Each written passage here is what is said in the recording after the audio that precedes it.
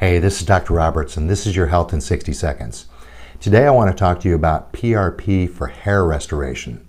Now, this is a cutting-edge medical treatment that works both for men and women. PRP stands for Platelet Rich Plasma, and it's actually a derivative of your own blood. We actually take your blood and we spin it down into its components, and we take out the very thin layer that has the platelets in it, which contain growth factors and other healing proteins.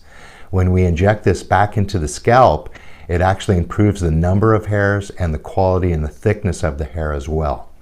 So just to be clear, this isn't going to fix baldness. So it does improve the hair that is thinning or receding naturally. It takes almost no downtime, it has almost no side effects, and it has great effectiveness. And we've had very good success here at our clinic with such types of procedures. I encourage you to look it up for yourself and do your own research. That's your Health in 60 Seconds.